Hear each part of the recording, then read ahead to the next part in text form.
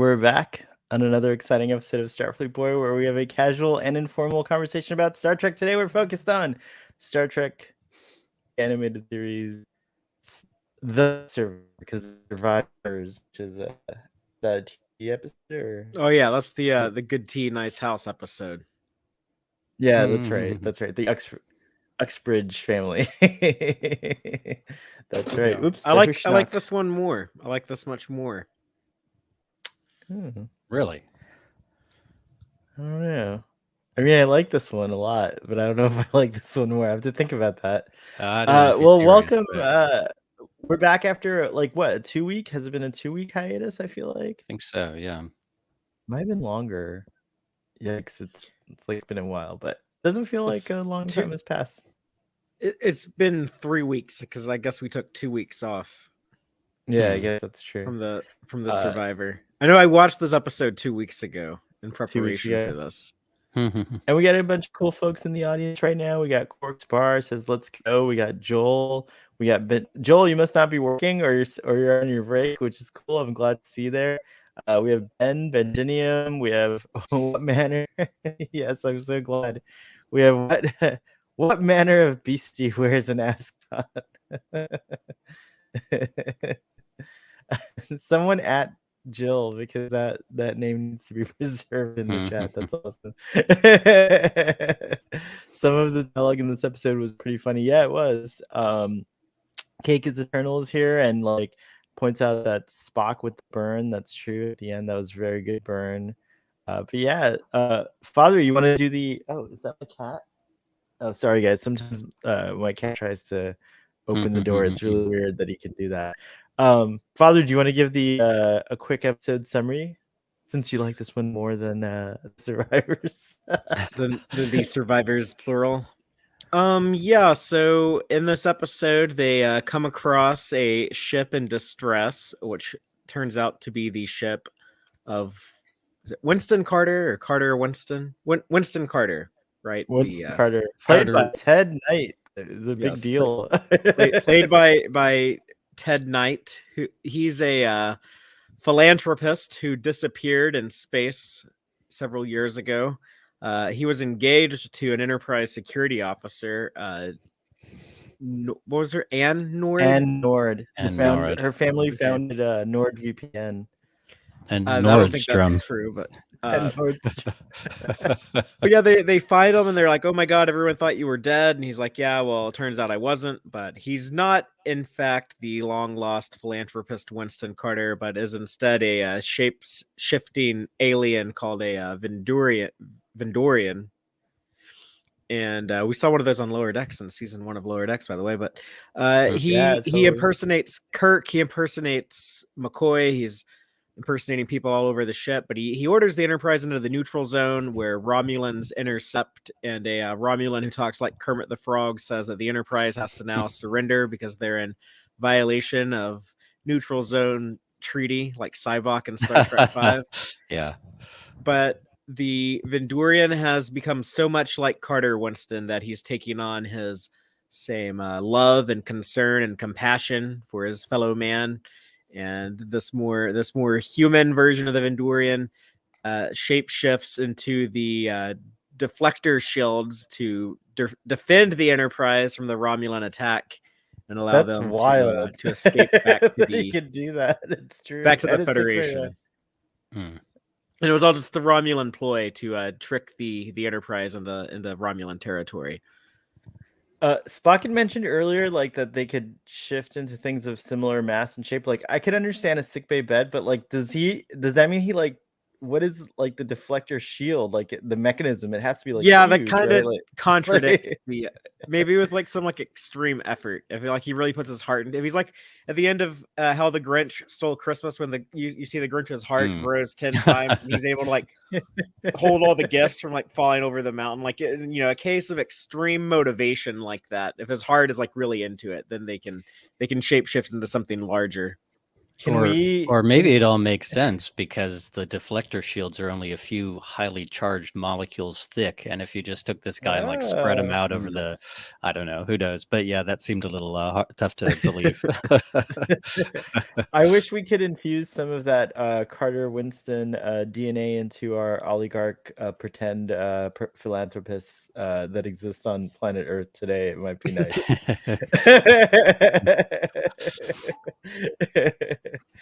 We got a lot of comments in the chat, but before we get to that, overall, what were the things that you really liked about this episode, or what were some of your critiques?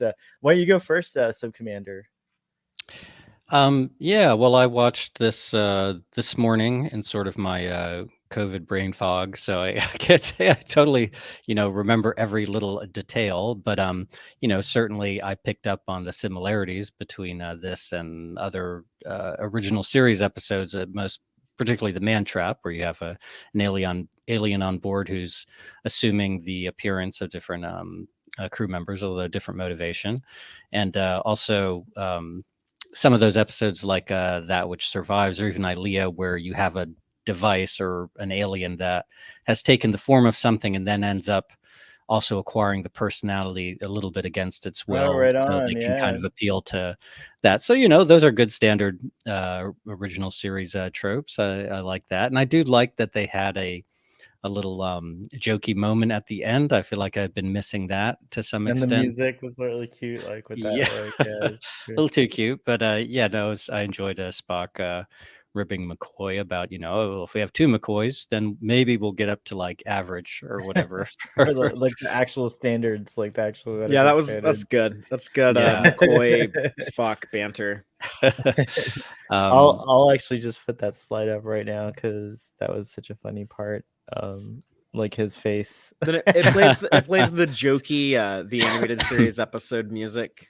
Yeah. Yes, it's very distinctive. And I guess it's interesting to me, one aspect of it, just talking about this, God, what's his name again? Carter Winston, not to be confused with John Winston, who he looks like in this version of Mr. Kyle. Not that John Winston was playing Mr. Kyle, but until really like Next Generation, Star Trek 4, the Federation is pretty much displayed as, it's not a socialist society. I mean, it's a capitalist society, or at least there's strong elements of it, where you have the miners with trading for the wives and Mudd's women, or you have a Flint who purchases the planet and Requiem for Methuselah, or this guy who's kind of an entrepreneur and philanthropist. So they go away from money much later, but it's still in that earlier mode of being a fairly capitalist, or at least partially capitalist things. So whether you like that or not is just something I noticed. But yeah, no, it was entertaining. It was a good 24 minutes out of my morning. I wouldn't say it's one of my favorite ones, but it did feel very very Star Trek-ish to me, so I enjoyed it. Totally. That's really interesting. I definitely want to talk more about the Star Trek and like, what kind of like what money means in Star Trek and stuff like that. My headcanon, because I actually thought a lot about this, because I was wondering the same thing, is that like individual citizens of the Federation can pursue wealth if they want to and amass fortunes and be benefactors and support things that like maybe the Federation doesn't do. So like maybe he, by the way, we get the mention of Dr. McCoy's daughter, which is pretty cool, but maybe that planet was something that was like slightly outside of Federation jurisdiction. So I like the idea that like some folks will create a fortune because they can, even though they don't need to, just to like help out these fringe areas that the Federation can't reach. And that's why they admire him so much, because he's an individual, like, Kirk and stuff, they live within the boundaries of like a very, they're cared for, all their needs are cared for by Starfleet and, broadly the Federation, but they really admire this guy who's actually putting his neck on the line, trying to like, turn this like other thing into something positive. So I don't know, maybe that's a little stretch, but it's an interesting conversation. It's certainly open for discussion, that's for sure. For sure. Father, what are your thoughts about this episode? What did you like and didn't like about it? Well, before I say what I think about the episode, just to add to what y'all were discussing about the economic situation. I think it makes a lot more sense just to view that Earth is the planet without money, but other parts of the Federation Right do on, have. you reminded me of that. Yeah. And I think it's, I mean, you can more or less be like a socialist state and still have, an exchange of currency and trade and like, internal like bartering would still be a thing. So I think, yeah, probably like on Earth, like humans have just like, oh yeah, we don't really need to like keep up with currency anymore. But other planets, I think, probably continue to. But I think everyone in the Federation, they probably have like their basic needs covered. Like probably everyone probably has like like your food, your housing, stuff like that is covered. But then different planets will probably handle the other exchanges of goods differently. Or that's just how I kind of picture it. But yeah, it's definitely before they started. It's weird. Star Trek 3, McCoy is talking about like, yeah, I'm trying to hire you, you big eared weirdo. Like, how can you be deaf with ears that big? I'm trying to hire you to take me on a trip. I'm gonna pay you money. And then immediately the next movie, which we assume takes place just a couple of months later, Kirk is like, "Oh my God, we went back in time and they don't use money, or they're still using money in the 1980s." So yeah, it's definitely before they had started. Though I often wondered, did he really mean they're still using currency? Are they still using like, actual physical instead of credits or coins? whatever, yeah. Coins you got to put in here to buy this newspaper, right? But yeah, as far as this episode goes, it's definitely very similar to some other Star Trek ideas. There's a lot of what are little girls made of, with this like famous kind of long lost figure. It turns out one of the women on the ship was in love and engaged to be married to this dude, and it definitely makes me think of Chapel and that episode. But it's cool to see the Romulans, like the McCoy vibes with the shape shifting and the what's the episode called? Man Trap. The Man Trap. Yeah, yeah. like There's even like they both like have a hard time pulling the trigger on like, oh my God, like you're representing the love of my life. However, I will say that it is a little frustrating to see Ann Nora act that way when she's supposed to be, like a security officer. So I kind of wish that they kind of would have toughened her up a little bit. But I mean, yeah, it was the 70s. It's just kind of impressive they were even thinking like, oh yeah, like what if the woman is a security officer instead of like I don't know, something associated more feminine, like being a nurse, for example. So that's kind of cool. But the inclusion of the Romulans, I think, is like a really nice touch. It's just they're kind of a good like recurring threat in this era of Star Trek. And it was cool to. I'm a big fan of the D7, so happy to see the Romulans in their D7s. And yeah, the Vendorians kind of, it's a neat design. It seems weird, but in a way that's still like appropriate for Star Trek and for the original series type era. But it's a cooler visual than what they would typically do. In animation, they were able to make it this big tentacle monster, which would have been, I mean, they could have accomplished that with like puppetry, but it would have been a lot harder to pull off. So I thought it was a good use of the animation there. The Vendorians are really cool designed alien. I really like. I enjoyed the weird kind of horrific, but yet also cool aspects of it. By the way, is this like a kind of like a Texas class looking type ship that we're seeing there? Now I'm all like, oh, little compact, tiny ships that are can pack a wallet, but it's kind of like a boxier version of the new Texas class, just introduced a couple of days ago on Star Trek Lower Decks. I got really excited. For me, overall, this episode was really fun. I did find myself. I don't think I'd ever seen this episode when I was younger because I didn't remember anything about it, except I knew about the Vendorians because of the World of the Federation book that I have and stuff like that. And of course, I'd seen them on Lower Decks, but I guess I thought I assumed I'd seen this episode, but I never had. So it was fun to watch it and see it for the first time. But yeah, it was really compelling. I really like the actor who I originally thought was James Doohan, actually, just because I'm used to James Doohan doing it. But then you do start to notice that there are quite a few differences in Carter Winston. Is it Carter Winston? Yeah, not Winston Carter. It was Carter Winston, Ted Knight, portraying him. I really enjoyed the performances between the the regular crew, but also between Nichelle Nichols and Ted Knight, with the romantic stuff, and all that like kind of felt really compelling to me. And yeah, there was a cool space battle and we crossed into the neutral zone. So overall, like for a 30 or 20 something minute episode, it like really packed a wallop. And so yeah, I'm excited to get a little deeper into it. Again, the animated series just keeps surprising me, and that's no surprise because everyone keeps saying it's going to be awesome. So, it should be. Also, Aaron Harvey pointed out on Twitter, I did a tweet, just like a silly, goofy tweet about Carter, and someone was saying like, oh, like that they do a lot of cut and paste, but he was actually an original design.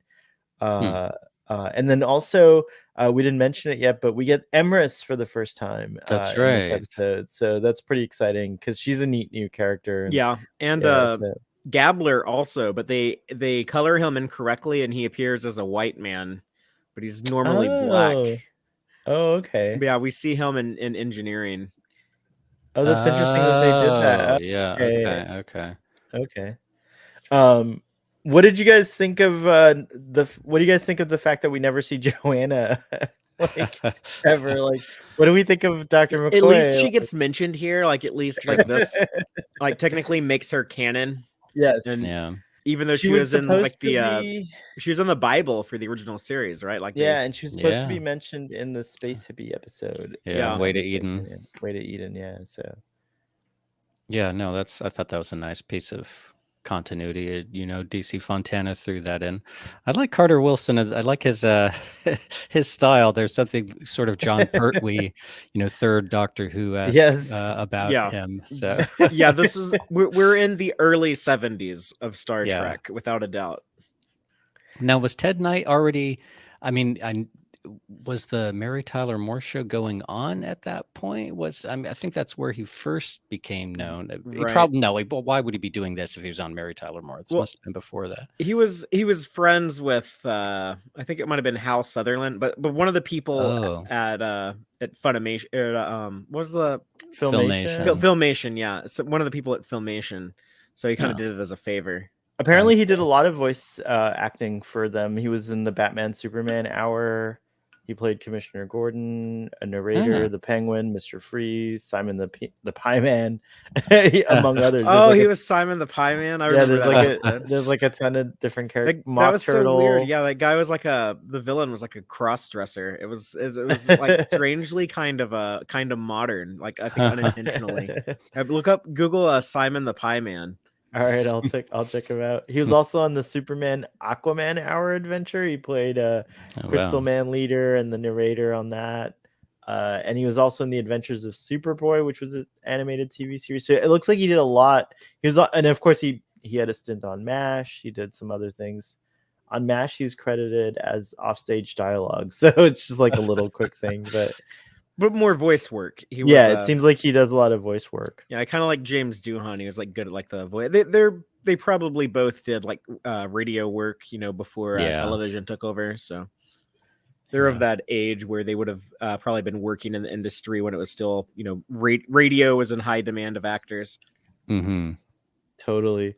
What did you guys think of the whole tapes thing? Like carrying around these identity tapes. Like we don't really see that again, I guess. Like that's kind of an interesting thing. They mentioned tapes a lot in the original series. No, I know, but just carrying your identity tapes, like no one ever really one really carries around papers in the Federation. This is like a weird. It caught me off guard. Like when McCoy was like, "Spock, that's rude." I was like, "Yeah, that's rude." No one ever. You guys never asked for papers, and you didn't ask Harry Mudd for papers. You didn't ask Khan for papers. Like this poor guy, So Spock must have had a feeling or whatever. But they asked Mudd for something like his operator's license, which is expired or something. But it doesn't seem to be quite the same level of identification as they want from this guy.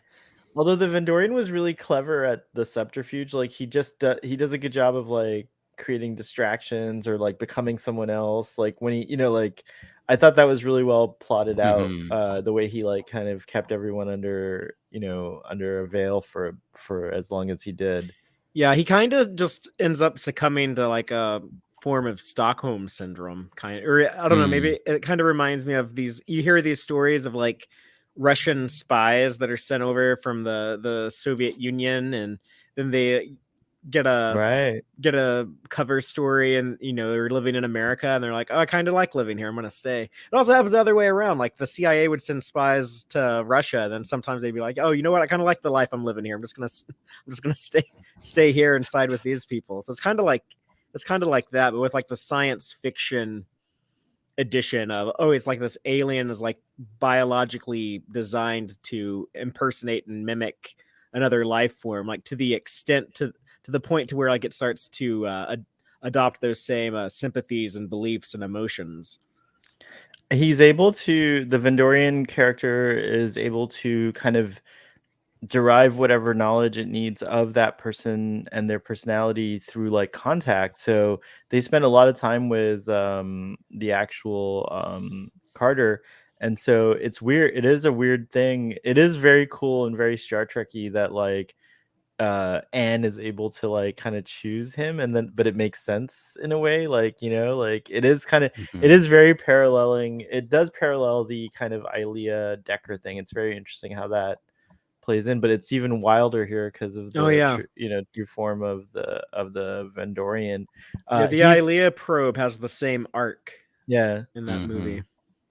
And maybe it's too we were talking a little bit earlier about how maybe it's not great that what's her name, Nora Allred, Nora, yeah, Anne Norrid. Anne Norrid. Yeah. What am I thinking of? Anne Norrid. Doesn't sort of arrest him or phaser him or kind of succumbs to him and lets him go. That might have been nice if she could have showed a bit more backbone, perhaps. But perhaps she's able to sense something in him the way that like you didn't sense in the man trap alien, which was pretty much out to get you. Whereas this guy, there is some conflict, and he does turn out to be someone who's gonna kind of yield to these better impulses. So maybe she couldn't, because she could sense some of that. I don't know, maybe she had a sensitivity. But it's so weird. Also, she has this, I feel like they really did a good job of developing this character in a way, because she has this conversation, which, by the way, he's so cold. He's so awful. Right. To her. He's just like, well, he's gentle, but yeah, I mean, but yeah, gently he's very saying, blunt. I don't feel anything for you. Yeah. He's like, I can't explain why, but it is over. I will never be able to marry you. Yeah, I'll never be able to. It's like it's pretty harsh. But then he does the same thing to her later on as Dr. McCoy. He's like, Dr. McCoy's like, if he told you, right. if he told you he's not interested, he's just not that into you. It's like, what is that part? Well, I think I have screenshots for that part too. But this part, and they do the Dutch tilt, the weird, cool angle to make you feel like, oh yeah, this is disoriented and confusing. But he has that conversation with her, and it's like, oh my gosh. But overall, the transformation was really cool. I love the this thing that he does, and then it turns into his tentacles, and it's like, the effect was really cool, and yeah, just again a really cool character. I like the little clip on the bottom left. It sort of looks like the alien is trying to sit down Kirk for a heart-to-heart talk here. Like, what? It's tough being a captain, I know, but just hang in there, Jim. It's all going to be all right. Also, that wall art, is that new to the animated series? I don't remember if Kirk had that like weird tied string tension art that you see back there. Have we seen in anyone's cabin before this? Yeah. When? Aren't we in Kirk's quarters sometimes, like in his cabin? On TOS? No, I mean like within the animated series. Oh, I don't know. I don't think we have, actually. I think this might be the first time. Yeah, this might be the first time. Yeah, I don't think he had exactly that thing, but he sort of had like an orange, sort of almost diamond trapezoidy shaped thing on the wall. But yeah, but gosh, I like that alien's design though. I mean, and it sort of reminds me, what are we going to see next? Is Infinite Vulcan next? Like those, it's Infinite Vulcan, yeah. Those like plant aliens. Are they called the Edosians? No, Edosians is what Eric says. Oh yeah, it begins with the F. Oh, damn, I can't remember Well, right whatever now. they are, but that kind of thin sort of octopus-like Yeah. thing, kind of, where it's symmetrical, but it's in the round as opposed to just like bilateral symmetry. I think that's kind of a neat concept for an alien. Vendorian Kirk actually goes to the bridge and pulls off, faking everyone out, and even out logics Spock or out orders him, I guess, and like is able to like convince them to go and plot course to this neutral zone. But Yeah, did you is guys Sulu thinking, is this like the Enterprise incident? Are we on like an undercover mission again? Yeah. I love that. I love that when real Kirk wakes up and comes to the bridge, like Spock shows him tapes that are exactly the same scene over again, which is exactly what they do. It's a thing that like happens. But is this another first instance of it though? Like I don't remember them doing it on TOS, right? Like so this would have been before the films did it. TOS did it with the Menagerie parts 1 and 2. Oh, you're They right. basically No, sit down and watch yeah, the you're right. cage. You're right. That's right. It's That's like, right. We did let's watch load the this cage. episode on Okay. Paramount Plus and watch it. That's right. Okay, so but anyways, then I guess continuing this trope, which is like somehow the Enterprise records like a film, or a like TV series, edits like, together the edits different it, camera angles. the different things. Yeah, it's really cool. Flight recorder, visual, stardate. Yeah.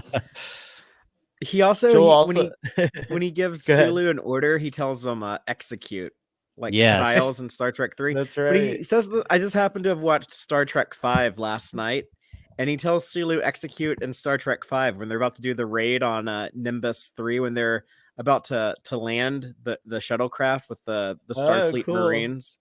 Really? Okay.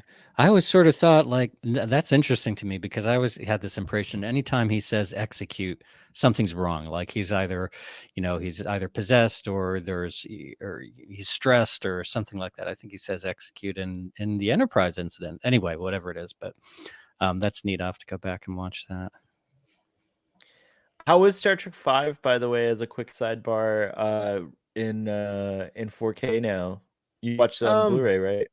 Yeah, it's the first one of the movies I've watched in 4K where I thought like the 4K didn't kind of did like some harm to it. Like some of the effects Gotcha. don't look quite as good. But you know, that movie needs a remaster. Yes. Well, that's not going to happen. But a director's cut, remastered director's cut. It needs. I don't think it'd be possible to like get like what they originally planned as the ending of that movie. I don't think it'd be possible to create now. Like there's just too much stuff they just didn't shoot. But that being said, like there's still stuff in Star Trek 5 that I do enjoy. And I'll say like the flaws in the movie aren't really Shatner's fault. He's a pretty good director. And he has like really dynamic camera work and stuff. Like I agree. He shoots more interesting movies than Leonard Nimoy. And I love Star Trek 3 and Star Trek 4. Star Trek 3 is my favorite Star Trek movie. But yeah, like Shatner has like a pretty interesting style of directing. So I encourage people to, give Star Trek 5 another chance. Just like watch it, just focus on like the camera work. It's pretty good. Yeah, that aspect. That's an aside, but I totally agree with that. I think it is a lot more energetic and less static than the camera work in 3 and 4. I mean, his problem is he couldn't rein himself in. So I mean, he just goes so broad in some scenes where it's not called for. He's great in some scenes too. I mean, we all love that. The scene, I don't want my pain taken away, but there's just other scenes for the humor, like in the brig, which oh god, I can't stand that. But anyway, I love all that stuff. That's so funny. I love when we differ. But yeah, that's cool to know. And it's a shame that like the 4K kind of does the film. Oh, but you can see Nichelle Nichols' calves in like perfect definition when she's like singing the moon is a window to heaven. To heaven. I love that song. Oh my god. That's actually her. You can singing see one of the too, Rockmen. Right? No, it's not her. You can see one of the Rockmen at the end. There's there's an explosion, and before you couldn't quite make them out. And you can also see like the cable that when the god of Shakari says, "Here's your proof," and shoots lightning out of his eyes at Kirk, you can see like the cable on the back of the stuntman like drag him away. And some of the matte paintings look look like paintings. So Oh, they gotta like. Oh no. All right. Well, okay. Well, I'm gonna still watch it. I'm still gonna get it because now I'm curious about it. But going back to this episode, so they come in to talk to to fake McCoy, and he's all like, "Oh, I can't do these tests on you right now, and you'll have to come back or whatever." But then Kirk and Spock are like suspicious, and so They come to the hallway for a sec, and then they go right back in. right back in. Yeah. And boom, that's when they find out. And I thought that was pretty clever that Kirk noticed the extra sickbay bed, and it's funny that no one else did. Like, especially Spock, you'd think he'd be. Well, I very, think McCoy has a concussion. Yeah, during McCoy that was scene. having- yeah, so he true. passed. Yeah, Spock says something But funny this to is where him there, too. Sleeping on the laboratory I love this. floor. Yeah, he's like, yeah, That's you're right, you're a that's man right. of strange habits, Doctor, but sleeping on the laboratory floor seems particularly weird. So here's where we get the fight scene, and I thought this was really cool. Like, I love the way, again, imagine a CGI or like a modern take on a Vendorian. Like, imagine seeing this guy like come aboard Enterprise in Strange New Worlds or something like that. It might be cool. Now I'm picturing like back to Star Trek V. They're like sitting around the campfire. They're like, remember that time that Vendorian grabbed a hold of all three of us? He just tosses them, right? They're pretty formidable. It's like pretty cool. No, I and then, also of course, sorry. I also think it's funny that but there's a lot of amusing moments in this when Spock realizes it's not really Dr. McCoy because he says something reasonable. Because he says something like, "Oh yeah, every time sometimes I make mistakes," or I forget what the line was. There's always that possibility of my own error. Yeah, like Bones would never say that. That's not Bones. Yeah, that's not him. This was like an intense moment the first time she encounters him. I was like really thinking she was gonna stun him. And then I really enjoyed the follow-up conversation with Kirk. Because he's like, at first he's like reprimanding her, but then you can see that he does have maybe a little bit of compassion about the situation. So it was really cool. But yeah, I could understand Anne's thing. If you really love someone and like there's like someone who like even though the imposter is like very, they're an imposter, but if they're like so convincing and you haven't seen them in 5 years, you thought they were dead, there's a lot of emotions at play, so you can understand the hesitation, I think. And then Emrys, how much I don't remember pound for pound how much Emrys we get after this. Like, is she gonna become like a pretty good regular? I mean, she's just a background rando that'll have a line of dialogue every now and then. I would like to see her live. She was in Star Trek V too. Wait, no, she's not. Yeah, she left Starfleet and became a stripper on Nimbus 3. And then she gets thrown by her money. captain. Then Kirk murders her. Yeah, that's not a good. Oh my gosh. Anyway, she's a cool character. I like her as addition. Nice, awesome action set piece. We already talked about the Romulans and how fun that was. Best dressed deflector shield says Emrys was fine in this. She doesn't get irritating until later. Oh, she's gonna get irritating. Okay. And Majel really dials up like the purring cat voice. I can't wait. Oh my gosh, really? I can't wait. This will be great. And then we get, so that's the character, what's his name, who they miscolored. Yeah, I think that's Gabler there. He's supposed to be Gabler, black, so he's colored incorrectly. Interesting. But anyways, he becomes black the next time that he's shown. Cool. Well, he's sabotaging the Enterprise here, and this is like another good scene. And then of course we get this like whole thing of him revealing how he really looks, and then I like that line Kirk says, like, what does she say, like, I can't do it or whatever, and then he's like, but I have to, or so. It's like he steps in. It's like he was just around the corner listening to the whole thing just to see what she would do, and then he steps in like right at the right moment to deliver that dialogue. So I just thought that was pretty cool. It's funny how the guest stars have updated like 70s era haircuts, but that she's still sporting something that's like classic 1965 that's a kind of good do. point. The space battle was awesome. We were talking about how Lower Decks has really good space battles. I think that this show also takes advantage of the animation format, allowing you to do things that you really couldn't do on TOS with the practical effects. So I like that they go a little bit further. There's more phaser contact. There's more shield, like, Yeah, there's a wider stuff. variety of ship Of like shots. ship shots and stuff like that. Yeah, which is even though really there's cool. fewer episodes. That's interesting, yeah. But yeah, and these exactly, these like wide shots and stuff like that. But anyways, we get the sad tale of this Vendorian finally after the battle, when he ends up saving Enterprise and the Romulans retreat, and the other Romulan ship is pretty badly damaged. So they have a little bit of time and they hear him out, and I was really touched. Like, what does he say on my homeworld on Vendoria? I'm like, you considered useless. Yeah, he was like a nobody, and the he's Romulans were like, like, "We'll make you somebody." yeah, which it's sad that like he ran into the Romulans first, but I do love that. I mean, it's weird, but also cool that she asked to be assigned to him, because what's gonna happen, and then also that she's like, "What? It's true. Come on, what's gonna happen." Well, It's true. I'm glad that She part even has didn't get animated.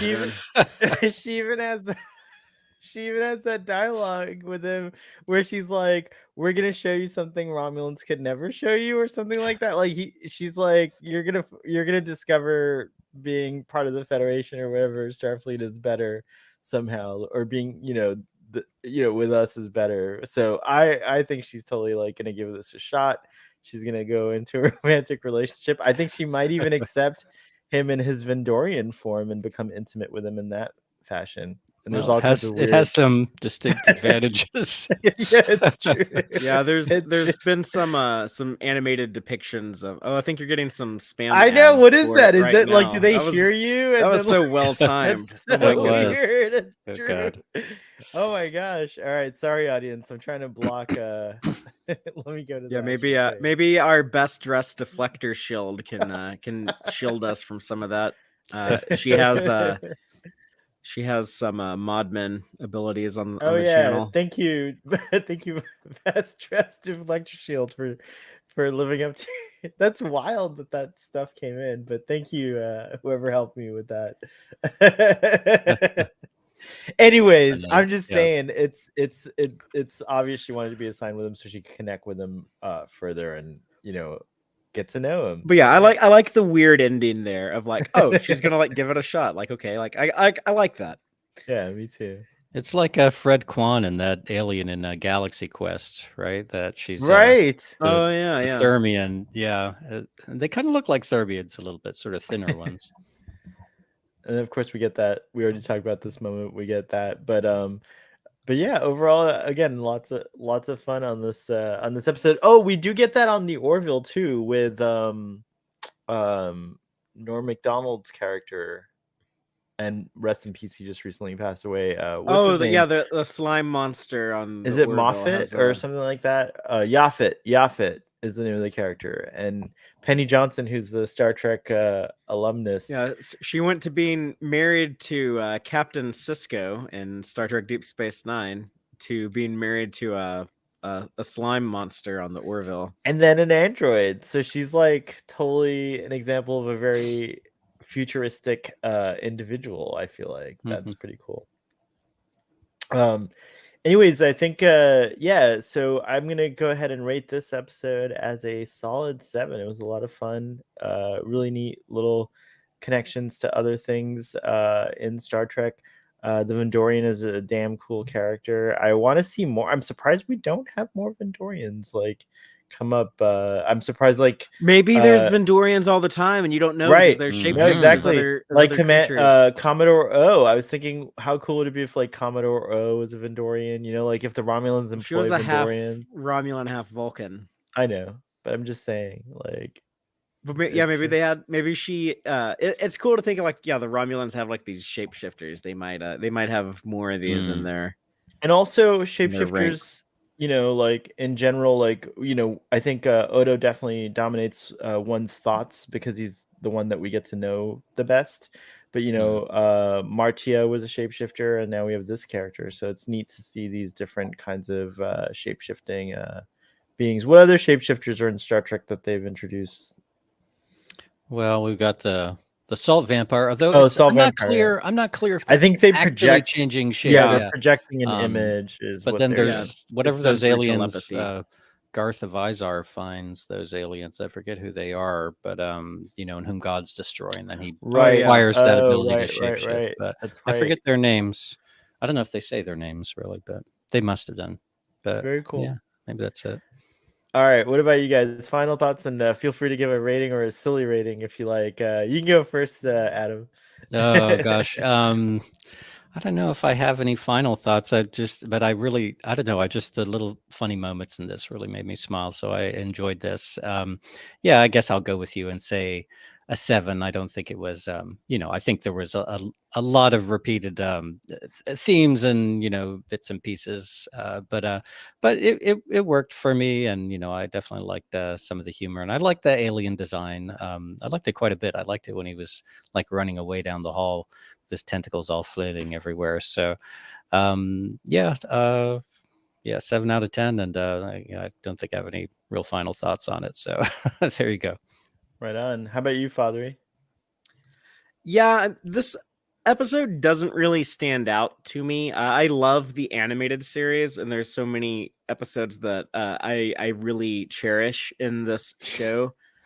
This one, just there's nothing wrong with it. There's nothing that like I really like complain about or get frustrated with, but it doesn't shine as bright as some of those other ones. So I don't think about it a ton, but it is cool that they finally introduced the Romulans on the animated series. I always felt like I didn't get enough Romulans in the original series, and I kind of like the 23rd century version of Romulans more than how they would go on to be depicted in the Next Generation. So as a kid, 2 of my favorite episodes of Star Trek ever were Balance of Terror and the Enterprise incident. So I just love like, give me those Romulans that are a little bit more about they're a little bit more concerned with like glory and combat and being warriors and flying around in D7s. Those are the Romulans I like more than kind of like I don't know, like the sneakier, bit more cowardly Romulans of the Next Generation. And everything y'all were talking about with the Vendorians being a cool design and a fun concept. So yeah, I would rank this, I guess, 2 Spocks being too much to take out of 2 Dr. McCoys that would bring medical efficiency up to acceptable levels. Most excellent. Fathery and Sub Commander, what do you guys have to promote? Fathery, what's going on right after this? Pretty much in a few minutes, right? Sure, yeah. So we do the live Text Trek show every Friday where we talk about the latest episodes of new Star Trek at 7 p.m. on Friday nights. You can also listen to that show wherever you get your podcast. And if you want to help us out by becoming a member of the Text Trek Patreon, you get invited to our cool monthly episode watch parties, which we are about to do in 46 minutes. Man, it would have been cooler if I could have said 47. We're actually going to do it at 3:31, so I can say it's 47 minutes. Yeah, and then section 31 and 47, so it all works together. In 47 minutes, we will engage the Voyager episode, The Thaw. That's the one with the scary clown, because it is the season for spooky viewing. So we're gonna watch a scary Star Trek episode that some people really like. But yeah, and we're gonna be talking Prodigy soon because we get Prodigy back on Thursday, so it's gonna be a lot of fun talking animated Star Trek. Big Star Trek week coming up. We get the season 3 finale for Lower Decks, and we're gonna get the premiere for Prodigy, so it's very exciting. Very cool. Thank you. And Adam, are you gonna stick around tonight for any fun shenanigans on TOS Saturday night or anything? Oh, well, I've been sleeping like 12 hours a night, so I don't know if that's gonna happen this evening. But they are doing Gamesters of Triskelion, I know, which is a sort of not perhaps everyone's favorite episode, but that's what's on for TOS Saturday night. The Lady Gaga episode. I like to That's call right. it. Yeah, so tune in for that if you're interested. That's midnight Eastern time. Not much else going on. Account has been a bit quiet as I recover this week. I did post a little something on Star Trek First Contact, which I finally saw in its entirety for the first time since 1996 this past week, and just shared some thoughts. But yeah, other than that, just still doing my thing out there at Subcommander T and at Mr. Leslie TOS on Twitter. I'm so excited. I am going to I'm going to go check out that that post you did for First Contact. That's neat. And I saw that we got some 12 Monkeys love going on in the audience. Yes, everyone go watch 12 Monkeys while you're waiting for Picard. And Trek on the Tube and I are going to be doing a 12 Monkeys discussion series. We're going to do it on his channel, Absolute ABTG, Absolute Bullshit True Greatness. And so that'll be in place of the Second Breakfast discussion series we've been doing for Lord of the Rings, The Rings of Power. So is that over? Is that show still going? The show season 1 is over. So yeah, you can watch it now if you're curious. But I would recommend 12 Monkeys first. And then also Mario pointed out earlier that the films are not on Paramount anymore. And that I think we talked about that last time we were on the air. Like, it just happens. Sometimes it's disappointing, but that's why you should get physical media. Yeah, if you buy the physical media, it comes with a little code to unlock the digital copy. So you can have a digital version that you can just watch anytime you want to. So that's neat that they do that. That is cool. All right. So thank you, gentlemen, for coming to another one of these discussions. Look, we're at 47 minutes exactly. This is a short one, but a sweet one. So live long and prosper. We'll see you tomorrow. We'll be returning to our regular Lower Decks discussions on Starfleet Boy, and then we'll be on Trek Central, Father and I, at 4 p.m. Eastern doing our live stream there. Yeah, so and hopefully we get Terry on there soon. I know. I hope so. He also, by the way, Subcommander, you were not alone. Terry Metalis was also suffering from COVID. So he's been sick. He's been telling folks. We've been talking. Yeah. So, all right. Live long and prosper, everyone. Thank you. And we will see you next time. Thank you so much for coming.